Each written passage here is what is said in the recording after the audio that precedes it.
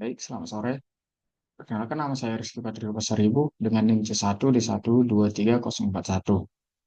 Yang terhormat, dosen pengampu mata kuliah Cyber Security Management, Bapak Bambang Purnomo, SEMM. Di sini saya akan menjelaskan 10 kasus UU IT yang pernah terjadi di dalam negeri dan luar negeri.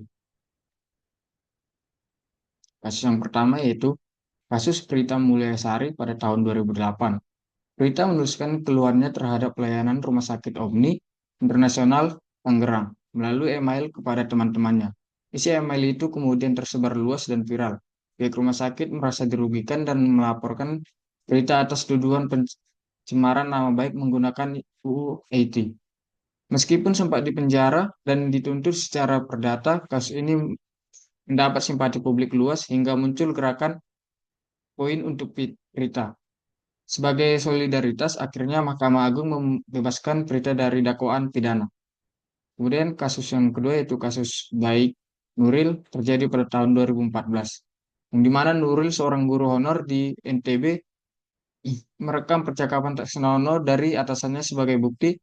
Namun, ia justru dilaporkan karena menyebarkan konten asusila dan dijerat pasal 27 ayat 1 UU IT.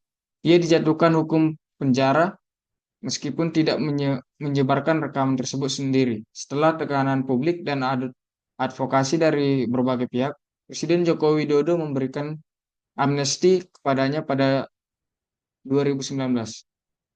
Kemudian Jerings, drummer grup band Superman is Dead atau SID, dijerat UU ITE pada tahun 2020. Ia menyampaikan kritik keras terhadap kebijakan rapat tes COVID-19 yang diwajibkan bagi ibu hamil, yang menurutnya tidak manusiawi, namun pernyataannya dianggap menyebarkan kebencian dan menghina institusi. Jerings dijatuhi hukuman 10 bulan penjara berdasarkan pasal 28 ayat 2 UU ITE. Kemudian Ahmad Dhani terjerat UU ITE akibat cuitannya di Twitter pada tahun 2017. Dalam salah satu cuitannya, Dhani menggunakan kata-kata kasar terhadap pendukung mantan Gubernur DKI Jakarta, Basuki Tejahaja Purnama atau Ahok. Ia dilaporkan atas dugaan ujaran kebencian. Akhirnya ia dijatuhi hukuman 1 tahun penjara. Kasus ini menunjukkan bagaimana ekspresi politik yang tajam bisa berujung pada proses hukum di bawah UU ITE. Kemudian kasus Muhammad KC pada tahun 2021. Dalam kontennya ia menyampaikan pernyataan-pernyataan yang dianggap merendahkan ajaran Islam. KC kemudian ditangkap dan dijatuhi hukuman 10 tahun penjara berdasarkan pasal 28 ayat 2 UU ITE yang mengatur soal ujaran kebencian berbasis sara. Ironisnya, ia juga menjadi korban penyiksaan oleh sesama tahanan saat berada dalam penjara. Kemudian kasus Alexei Navalny di Rusia. Navalny seorang aktivis anti korupsi dan tokoh oposisi Presiden Vladimir Putin aktif mengunggah konten di media sosial yang mengekspos korupsi dan menyindir pemerintah.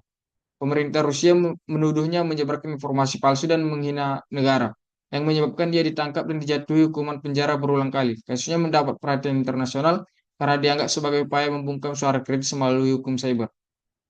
Kemudian kasus Wan Chalrem Satsakit, seorang aktivis yang vokal mengkritik monark. Ia dikucilkan secara misterius di Kamboja pada tahun 2020 setelah lama menyuarakan kritik melalui media sosial.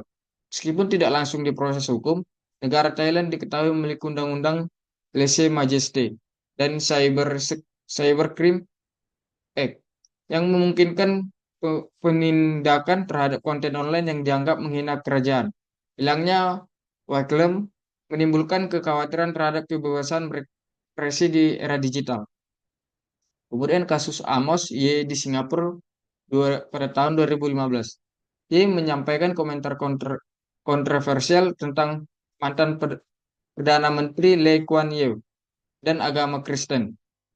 Ia dijerat dengan undang-undang ujaran kebencian dan akhirnya dipenjara. Setelah dibebaskan, ia mencari suaka ke Amerika Serikat yang memicu perdebatan internasional tentang batasan kebebasan berpendapat.